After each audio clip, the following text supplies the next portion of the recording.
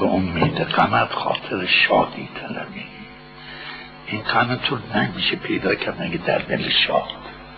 حالا عشق حقیقی رو هر که خواست بدونه میدونه که هر وقت خود دل شاد پیدا میشه اون عشق حقیقیه. شاد و شنگول باشی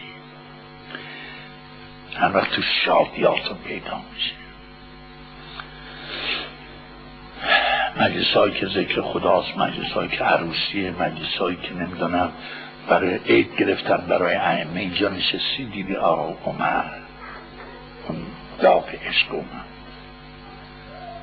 اون آتش محبت اومد اونجا خیلی آتش سرد اسمش. تو خوشی که آتش سرد میشنی در دنیا شنفتین آتش سرد بالاترین آتش هاست. اینجا میگه همون شد که میدونی تو دنیا سیاست میگن آتش سرده، یعنی اسلحه نیست، داغ نیست. دیدی عشق آتش سرده، صاحبش خنک سرده خوشه، آتش گرفتش.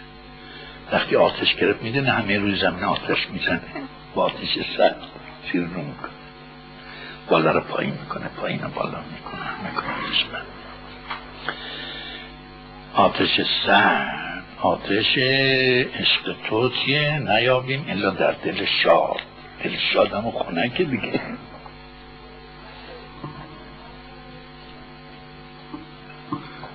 چیه عشق تو نیابم؟ چیه عشق؟ غمو نمیابم الا در دل شاد. یعنی اونجا در تو دل شاد میگردم غم پیدا. آتش سرد یعنی تو جای سرد میگردم آتش پیدا. آتش سرد اسمشو بنده میذاشتم، اینو مال حافظ این کلمه رو.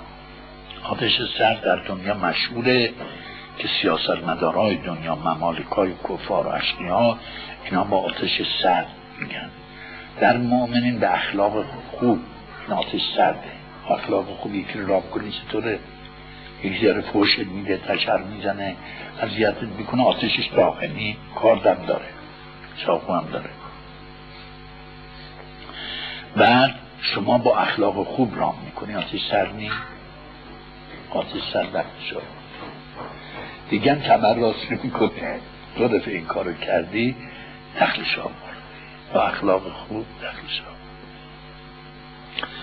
این آتش سرد مال ایمان و اخلاق خوب، مال عشق معنی نیست، این مال آتش سرده با اخلاق دخلش آورد.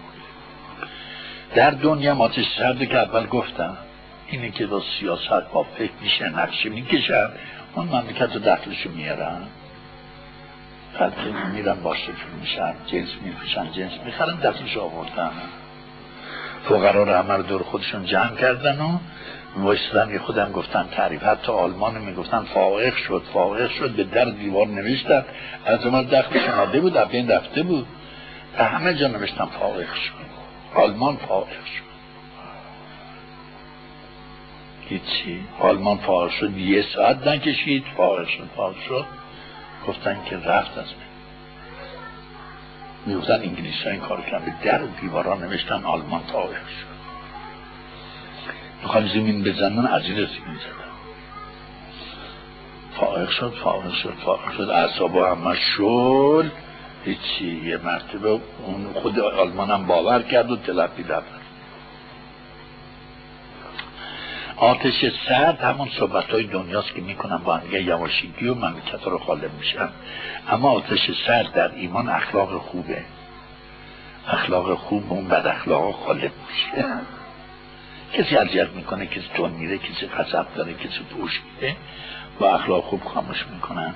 اینا همه اومدیم دو درجه، آمده مال ذات. این مال ذات میگه اگر خواستی غم عشق رو پیدا کنی پیدا نمی کنی مگر در دل شاد، دلی که شاد باشه،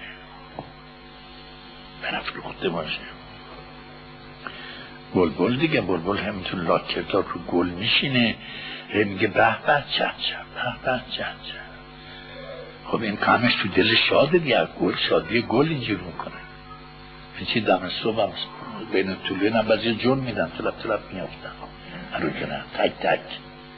حتی گلزار باشه گل محمدی که عطر داره اونجا اینا میخونن.